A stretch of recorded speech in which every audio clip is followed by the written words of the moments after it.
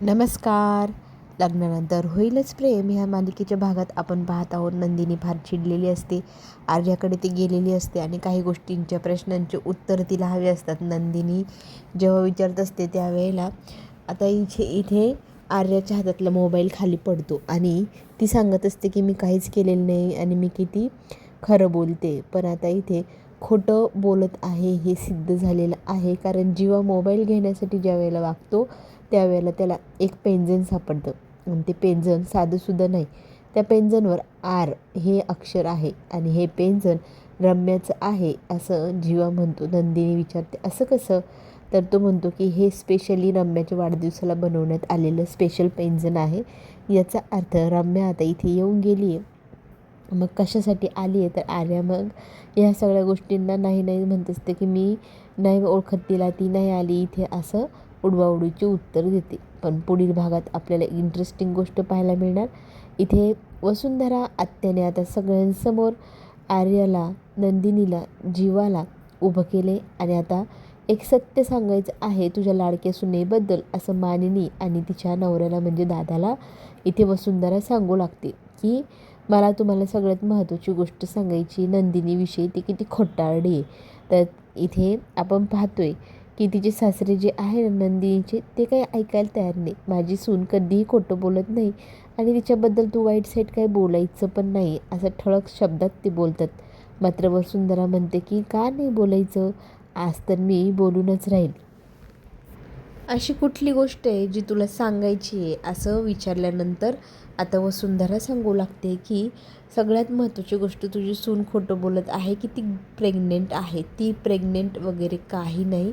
तिने काही दिवसांपूर्वीच तिचं बाळ गमावलेलं आहे आणि आत्ता ती नाटकं करत आहे. म्हणजे नक्की काय? तर वसुंधरा इथे आता स्वतःच्या बुक्की अशी पकडते आणि नंदिनीच्या पोटामध्ये मारू लागते. सगळेजण इतके जोरात ओरडतात, घाबरतात. सगळ्यांना एकदम भीती वाटते की तिच्या पोटातल्या बाळाला लागत असेल असं म्हणत सगळेजण आता जोरात ओरडतात. काव्या पुढे येते आणि मग हात पकडत इथे थांबवते वसुंधरा आत्याला. तिच्या पोटातल्या बाळाला लागेल असं काय करताय तुम्ही असं म्हणत ती त्यांचा हात धरते आणि त्यांना बाजूला सरकवते. इथे मात्र वसुंधरा आत्या म्हणते की जर तुझ्या पोटात मारलं असतं ना तुला लागलं असतं, किंवा मी आर्याच्या पोटात मारलं असतं तर तिला लागलं असतं, तिच्या बाळाला लागलं असतं. पण नंदिनीला लागणारच नाही कारण तिच्या पोटात बाळ हा विषयच नाही आहे. खरं की नाही सांग नंदिनी असं म्हणत जा विचारू लागते आता वसुंधरा. नंदिनी मात्र फक्त रडत आहे. जीवा मात्र मान खाली घालून उभा आहे. हा सगळा प्रकार पाहून सगळ्यांना मोठा शॉक बसलेला आहे. काव्या तर एकदम गळपटून गेली. बिचारीच्या पायातले हातातले सगळे प्राण निघून गेले आणि तिथेच ती खाडकन खाली बसते. तर इथे पार्थ तिला सावरतो. वसुंधरा आत्या मात्र इथे नंदिनीचा हात धरत खेचत तिला सगळ्यांसमोर घेऊन येते आणि म्हणते की विचारायला जाब ही आजपर्यंत आपल्याशी का खोटं बोलली. मानिनी तावाने येते नंदिनी समोर आणि इतकी जोरात चिडलेली असते ना, हात उगरते वरती आणि खाडकन आता ती नंदिनीच्या थोबाडात मारते. आता कुणाला काहीच बोलता येत नाही. सगळेजण सुन्न उभे आहे.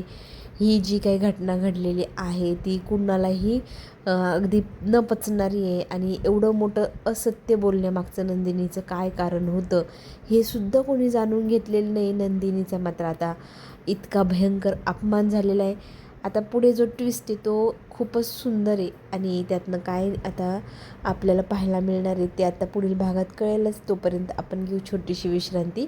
चॅनलला नक्की लाईक करा, सबस्क्राईब करायला विसरू नका. आपण पुन्हा भेटूया नवीन व्हिडिओसोबत. आत्ता घेऊ छोटी विश्रांती. धन्यवाद.